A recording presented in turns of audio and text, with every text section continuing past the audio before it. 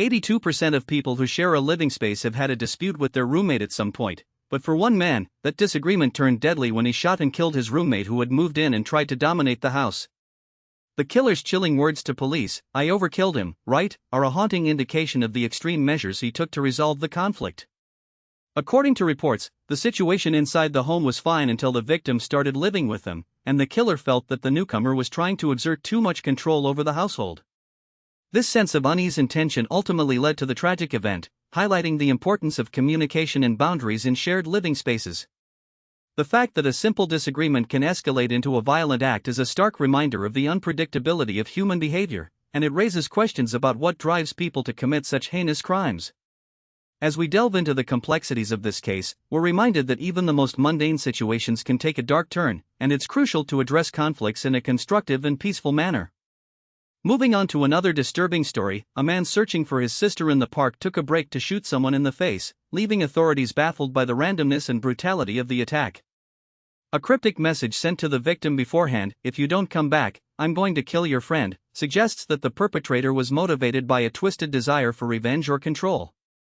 This case is a chilling example of how quickly violence can erupt, even in seemingly safe public spaces, and it highlights the need for increased vigilance and awareness of our surroundings. In another shocking incident, a passenger on a flight from Seattle to Nevada used a handful of pens to try to take out a dad traveling with his wife and 7-year-old child, in a bizarre and terrifying attack that has left many wondering about the state of airline security. The fact that the perpetrator, Julio Alvarez Lopez, was able to plead guilty to the crime and face justice is a small measure of comfort, but it also raises questions about how such an incident could have occurred in the first place.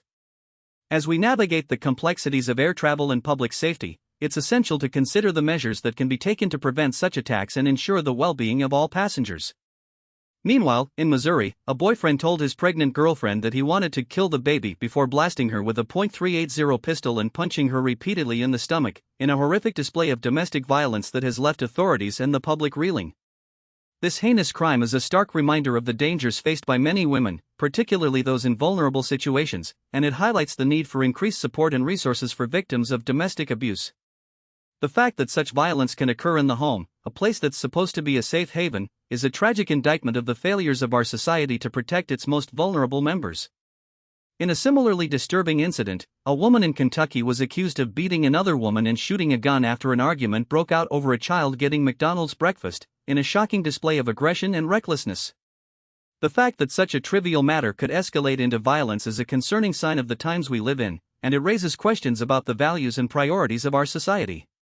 As we try to make sense of these senseless acts of violence, we're reminded that the line between civilized behavior and chaos is often thinner than we think.